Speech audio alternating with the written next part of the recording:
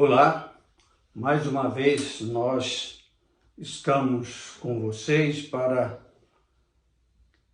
meditar na palavra de Deus, aquilo que Jesus tem para nos dizer no seu Evangelho, as verdades fundamentais do Evangelho de Cristo. Nós vamos ler nesse momento a palavra de Deus no Evangelho de Jesus segundo Lucas, capítulo de número 9, e nós vamos ler os versículos de 57 a 62. O texto nos diz o seguinte: indo eles caminho fora, alguém lhe disse: seguir-te-ei para onde quer que fores. Mas Jesus lhe respondeu: as raposas têm seus covis e as aves do céu ninhos, mas o Filho do Homem não tem onde reclinar a cabeça. A outro disse Jesus: segue-me. Ele, porém, respondeu: permite-me ir primeiro sepultar meu Pai. Mas Jesus insistiu: deixa aos mortos o sepultar os seus próprios mortos. Tu, porém, vai e prega o reino de Deus. Outro lhe disse: seguir-te-ei, Senhor, mas deixa-me primeiro despedir-me dos de casa. Mas Jesus lhe respondeu: ninguém que, tendo posto a mão no arado e olha para trás, é apto para o reino de Deus. Amém. Nós vamos falar sobre os desafios do Evangelho de nosso Senhor Jesus Cristo. Existem grandes desafios no viver do Evangelho de Jesus. O Evangelho não é algo que nós recebemos na nossa vida para divertimento, para o nosso próprio lazer. É algo de muita responsabilidade. Realmente existem exigências do Evangelho para o nosso viver.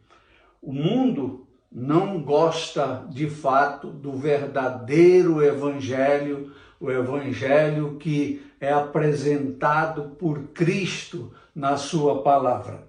E às vezes até muitas igrejas também têm mudado o Evangelho para poder satisfazer os homens.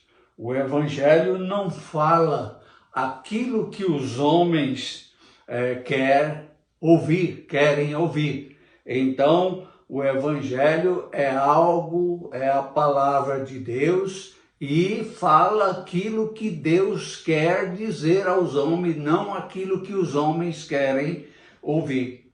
O Evangelho não manda fazer aquilo que as pessoas gostariam de fazer. O Evangelho vem de encontro com a vontade da nossa carne e vai, então, moldar a nossa carne. Por isso, existem grandes desafios no Evangelho, porque o Evangelho não é regido pelos pensamentos humanos, mas é pela vontade de Deus.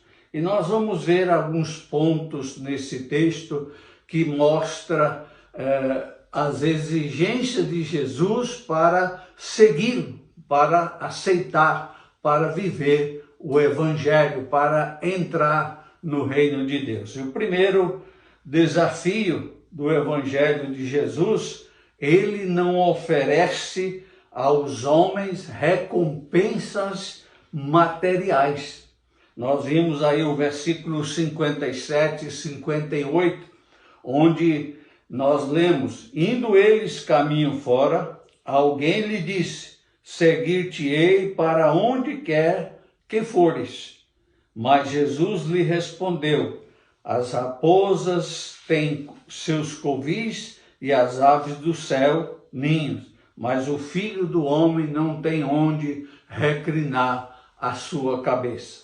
Aquele homem disse a Jesus: eu vou seguir o Senhor por onde quer que andares, por onde for eu estarei seguindo o Senhor. Jesus olha para aquele homem e então vê no seu coração intenções que não são aquelas que o Evangelho vai então dar à sua vida. Ele olhou para aquele homem e viu que ele estava pensando o seguinte: bom, se Jesus faz milagre, se Jesus realiza maravilhas, então podemos com isso ganhar muito dinheiro. Mas Jesus olha para ele e diz: olha, a sua intenção de entrar no reino de Deus para ganhar dinheiro, então é falsa. Não é isso que eu ofereço. O Filho do Homem não tem onde reclinar a cabeça, não tem abrigo para você, não tem um lugar de você realmente estar seguro, mas então algo que diferente de tudo aquilo que o mundo oferece para as pessoas. Hoje existem evangelhos para todos os gostos, nós sabemos, né? É o evangelho que liberta o corpo, mas não salva o espírito. Nós vimos aí interesse apenas em oferecer algo que possa dar bem-estar para o homem. Que oferece também o evangelho de hoje tesouros terrenos, mas não dá o tesouro celestial. Então o evangelho de Cristo não oferece tesouros terrenos. Ele oferece compromisso, dedicação, consagração e às vezes até perseguição e até pobreza, né? Esse evangelho de Cristo é que escraviza e não liberta. O evangelho de hoje muitas vezes escraviza, mas não liberta o homem, porque coloca coisa na cabeça das pessoas e elas ficam compromissadas com os líderes religiosos e têm que assumir os seus compromissos e então se torna escravo. Mas o evangelho de Cristo nos liberta. O segundo desafio do evangelho de Jesus, ele não permite competição. Jesus Cristo não entra na nossa vida e para que nós possamos então colocar nas nossas vidas outros compromissos que venham entrar em choque com a sua vontade, com os seus ensinamentos. Jesus Cristo entra na nossa vida para ser o Senhor da nossa vida, para comandar a nossa vida.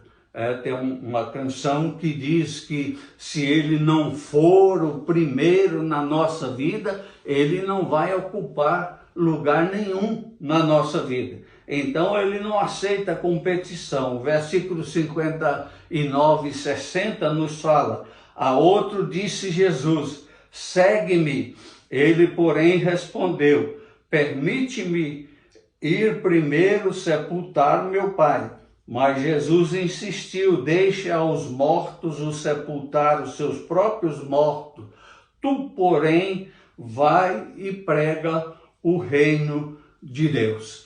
Então, é evidente que o pai daquele homem não estava morto ainda. Entre os judeus havia um compromisso, né? Exigiam que o filho mais velho cuidasse do seu velho pai até que ele morresse. Seu pai ainda estava vivo e ele queria então um tempo para poder sepultar, esperar o seu pai morrer e sepultá-lo, para depois seguir a Jesus. Então Jesus disse: não é depois, é agora, deixa que os mortos que estão na sua casa sepulte o seu pai, e você então vem e prega o reino de Deus, anuncia o reino de Deus. O próprio Jesus diz: quem não deixar pai, mãe, filhos, irmãos, por amor a mim, não é digno de mim. Então nós vimos aí que ele não aceita competição, outros compromissos. Quando assumimos o compromisso com Cristo, nós temos que estar envolvido realmente com esse compromisso. Quando o meu envolvimento com a minha família não crente roubar a minha fé, tenho que tomar uma decisão na minha vida. Então tenho que tomar uma decisão por Cristo. E esta é a realidade de muitas pessoas que têm aceitado Jesus Cristo. O terceiro desafio do Evangelho de Jesus, ele não permite voltar atrás. Então, isto é, não estar disposto a renunciar por Cristo, tem que estar disposto a renunciar por Cristo. E o versículo 61, 62, outro lhe disse: seguir-te-ei, Senhor, mas deixa-me ir primeiro despedir-me de casa. Mas Jesus lhe replicou: ninguém que, tendo posto a mão no arado, olha para trás, não é apto para o reino de Deus. Que essa pessoa queria despedir da sua casa era fazer uma festa por alguns dias e então ali farrear com aquelas pessoas e despedir delas para depois seguir a Cristo. Quando os judeus que estavam sendo conduzidos para a terra prometida por Cristo, pessoas que Deus escolheu para ser o seu povo, agora aquela nação, aquele povo desejou voltar para o Egito. Então o Senhor castigou aquele povo, né, que queria voltar para o Egito. Repreendeu aquele povo porque queria voltar para a velha vida. E essa pessoa que quis seguir a Jesus, mas depois que despedisse daquelas pessoas, da sua família, da sua casa, seus amigos, ele então disse: olha, aquele que lança a mão do arado e olha para trás não é apto para o reino de Deus. Então essa é uma verdade, que se alguém está arando uma terra, ele tem que estar olhando para frente para alinhar então o arado na direção certa, para não errar o trilho. Então essa é uma verdade. Quem aceita Cristo tem que estar olhando para Cristo, vivendo com Cristo, seguindo a Cristo. É isso que tem que fazer então aqueles que aceitam Cristo, e não olhar para trás, para a velha vida, para o tempo passado. Passado, nós não devemos vivê-lo, apenas deixá-lo, abandoná-lo. Em quarto lugar, o quarto desafio do Evangelho de Jesus, ele é uma porta estreita. Jesus declara isso em João 7,13, entrai pela porta, Mateus 7,13, entrai pela porta estreita, larga é a porta, espaçoso o caminho que conduz para a perdição, e são muitos os que entram por ela. Então, o Evangelho é uma porta estreita que nos limita socialmente falando, e nós temos que assumir esse compromisso, nós temos que viver essa vida, temos que limitar a nós mesmos. É o que a palavra de Deus: aquele que quiser vir após mim, negue-se a si mesmo, tome cada dia a sua cruz e vem e segue-me.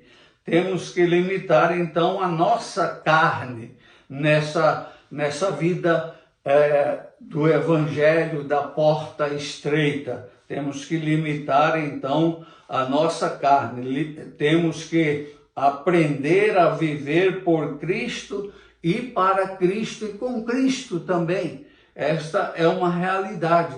Então, é uma porta estreita o evangelho. O quinto desafio do evangelho de Cristo, ele não se relaciona com falsidade.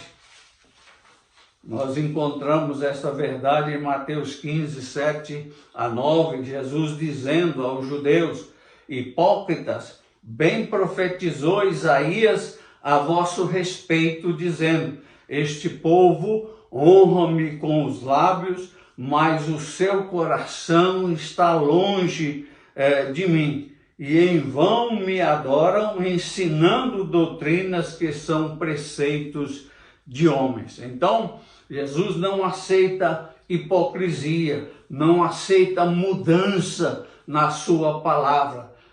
Ensinar doutrina que são preceitos de homens para substituir os princípios do seu evangelho. Ele, então, não aceita isto. Não dá para viver como mais ou menos crente. Nós temos que assumir, então, uma vida cristã verdadeira. Mateus 7, 21 diz: nem todos que me dizem Senhor, Senhor, herdarão o reino dos céus, mas aquele que faz a vontade do meu Pai que está nos céus. Então, Jesus não aceita falsidade, mudança no seu evangelho para nos deixar mais confortáveis, né? Ele não aceita isto. Nós temos que viver a realidade do seu evangelho, o evangelho como ele é, de fato, como ele foi pregado e ensinado pelo Senhor Jesus. Em sexto lugar, o sexto desafio do evangelho de Cristo é a inimizade do diabo. Então nós vimos que o diabo age com astutas ciladas contra aqueles que são de Cristo. Nós lemos isto em Efésios 6, 11, revesti-vos de toda a armadura de Deus, para que possais estar firme contra as astutas ciladas do diabo.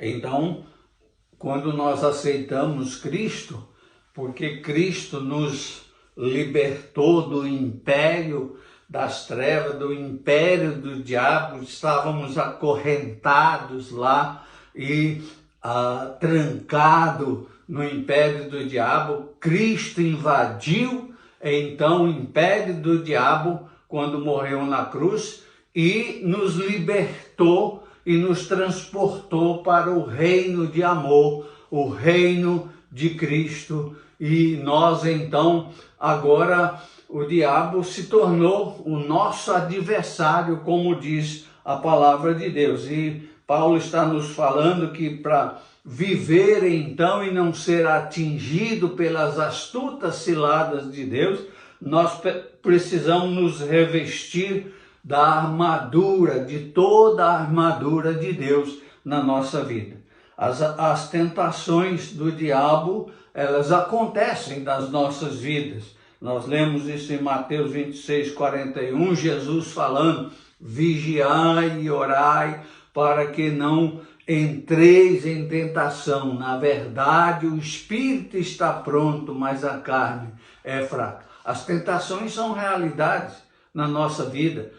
Deus não vai nos livrar da tentação, né, que elas aconteçam nas nossas vidas. Nós temos que orar e vigiar para que não venhamos a cair diante das tentações. Elas são reais na nossa vida. Por isso que nós vimos que o diabo está sempre nos assediando dia a dia, né? Por isso que Pedro diz, 1 Pedro 5, 8, sede sóbrios, vigiai, porque o diabo, vosso adversário, anda em derredor bramando, rugindo como leão, buscando a quem possa tragar. Então é um assédio constante do inimigo. Isso é um desafio na nossa vida, no nosso viver cristão diante de Deus. E em sétimo lugar, nós vimos que o sétimo desafio do Evangelho de Cristo é viver a fé. Todo dia, a cada momento, ser alimentado, sustentado, conduzido por esta fé a Deus. Nós vemos que a fé tem de ser depositada naquele que é invisível. E nós vimos isto em João 20, 29, Jesus falando. Disse-lhe Jesus: porque me viste, Tomé, creste, bem-aventurado os que não viram e creram. Então, nossa fé é num Deus invisível, nós temos que crer que Ele é real e que Ele está presente conosco, promessa dEle, né? E então nós temos que manter esta fé realmente firme em Jesus. A segunda fé tem de ser um estilo de vida. Nós lemos isto em Hebreus 10, 38, mas o justo viverá de fé, e se ele recuar, a minha alma não tem prazer nele. Então é um estilo de fé. Nós temos que viver a fé. A fé é que nos conduz, é que nos faz triunfar, porque nós depositamos no Deus invisível, todo-poderoso, e vivemos esta fé a cada momento, em tudo que acontece, em cada circunstância. Nós então vivemos esta fé. A fé, em terceiro, a fé só pode ser depositada em Cristo, em ninguém mais. Cristo é a pessoa de Deus, da Trindade, o Filho que veio ao mundo para se relacionar com os homens, salvar e conduzir os homens. Por isso lemos Atos 16, 31, e eles disseram: crê no Senhor Jesus e serás salvo, tu, a tua casa. Então, a Bíblia nunca diz: você precisa crer nos apóstolos, você precisa crer nos profetas, você no sentido de para que eles lhe dê salvação. Não, nem em ninguém mais nós devemos crer somente em Jesus. Ele é o Salvador, Ele é o mediador entre nós e Deus.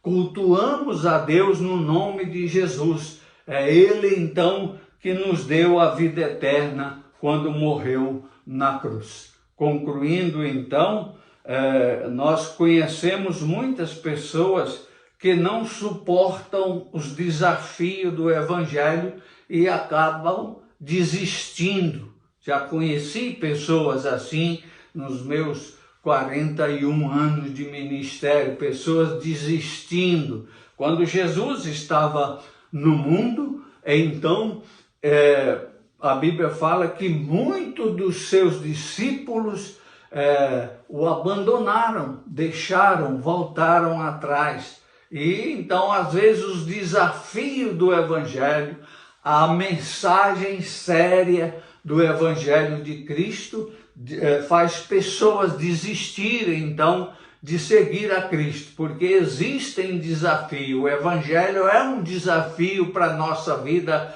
pecadora, nossa vida realmente sem agradar a Deus, e nós temos que enfrentar esses desafios para viver a verdade de Deus. Por isso que Paulo diz, né, na primeira carta aos Coríntios, capítulo 15, versículo 58, sede firmes e constantes, sempre abundantes nas obras do Senhor, sabendo que a vossa dedicação, a vossa firmeza não é vã no Senhor. Sempre vai haver uma recompensa na nossa vida quando nós ficamos firmes diante dos desafios do Evangelho para a nossa vida.